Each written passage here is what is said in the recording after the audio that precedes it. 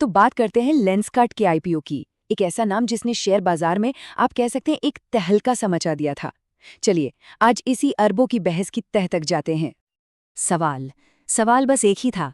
क्या लेंसकार्ट सच में एक जबरदस्त ग्रोथ स्टोरी थी या फिर ये निवेशकों के लिए बस एक सुनहरा जाल था?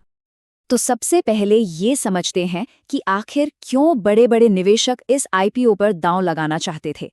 क्या खास था इसमें?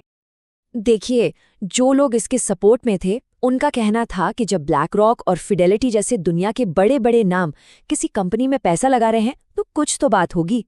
ऊपर से कंपनी सालों के घाटे से निकलकर मुनाफे में आ चुकी थी, रेवेन्यू ग्रोथ भी तगड़ी थी और सबसे बड़ी बात, इसका ईबिट मार्जिन 18% था, जो कि कंज्यूमर टेक कंपनियों में बहुत कम देखने को मिलता है। और तो और इसकी जो कीमत रखी गई थी वो बाजार में मौजूद नाइका या ज़ोमैटो जैसी दूसरी बड़ी कंपनियों के मुकाबले काफ़ी कम थी। तो फिर चिंता की क्या बात थी? लेकिन कहानी का दूसरा पहलू भी था, वो लाल झंडे जिन्हें देखकर कई इन्वेस्टर्स के कान खड़े हो गए थे। मार्केट के जो बड़े खिलाड़ी हैं, जो एक्सपर्ट्स हैं, उन्होंने पहले ही चेतावनी दे दी थी कि इसकी कीमत ज़रूरत से ज़्यादा मांगी जा रही है। और फिर सामने आया एक बड़ा ट्विस्ट। कंपनी ने जो भारी भरकम मुनाफा दिखाया था ना, उसका एक बड़ा हिस्सा किसी एक मुश्त सौदे से आया था। मतलब रोज के बिजनेस से नहीं। अगर उसे हटा दें तो असली मुनाफा तो सिर्फ 130 करोड़ के आसपास ही था।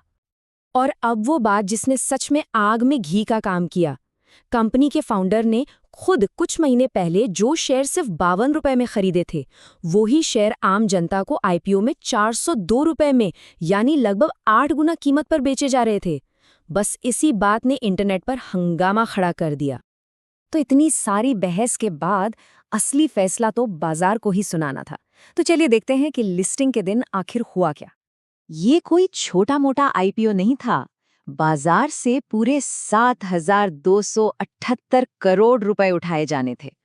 और लोगों में इसे खरीदने की होड़ देखिए। जितनी हिस्सेदारी बिकने के लिए थी, उससे 28 गुना ज्यादा लोगों ने खरीदने के लिए अर्जी दी। क्रेज जबरदस्त था। लेकिन इतनी जबरदस्त मांग के बावजूद हुआ ठीक उल्टा। लिस्टिंग के दिन स्टॉक अपनी इशू कीमत से 3% नीचे खुला। मतलब पहले ही दिन निवेशकों को निराशा हाथ लगी। तो आखिर में सवाल वहीं आकर रुक जाता है। क्या लेंसकार्ट एक शानदार कंपनी है जिसे बस एक गलत कीमत पर बेचा गया? ये एक ऐसा सवाल है जिसका जवाब आज भी निवेशक ढूंढ रहे हैं।